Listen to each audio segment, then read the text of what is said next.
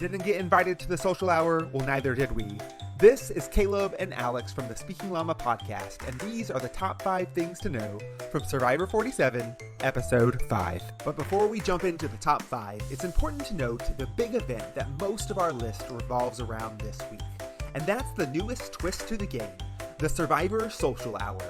Jeff surprised all of us with a new reward challenge that had the entire cast randomly placed into 2 teams competing in a challenge to attend a social hour at the sanctuary.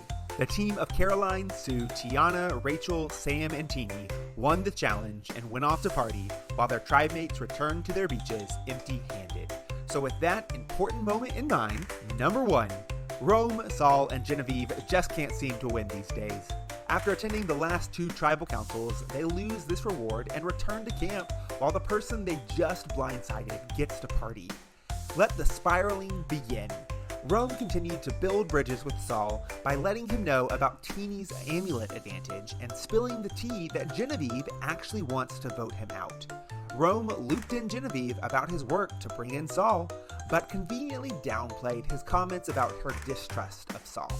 Upset by Genevieve's betrayal, Saul confronted her, but Genevieve denied such an accusation, while we all know it's true. After all that has gone on, it's safe to say that there is little trust among the Lavu tribe these days.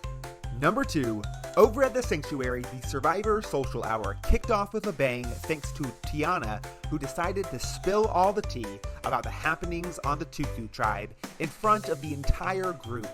Most importantly, she revealed that not only was Gabe running the show on the Tuku tribe, but he also found and played an idol during their very first tribal council. Sue was furious at Tiana for painting such a huge target on her number 1 alliance, and Sue knows a thing or two about paint. Number 3, speaking of Sue, she made a small comment to Sam that we believe might be important heading into the merge.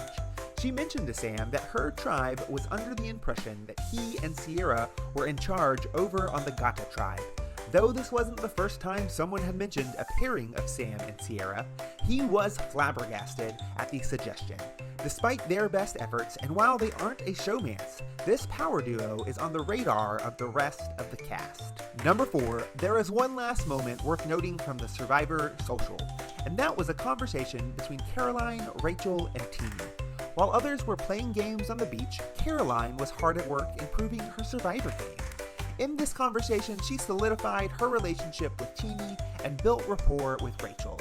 It appears like the groundwork has been laid for a cross-tribal alliance heading into the second half of the game. Number 5. The Gata tribe lost an extremely tight immunity challenge, sending them back to tribal council for the first time since episode 1. Rachel and Annika felt confident that Andy was going home, but unbeknownst to them, there was a heated debate happening between the not-so-secret power duo of Sam and Sierra. Sam wanted to keep Andy, and Sierra wanted to keep Annika.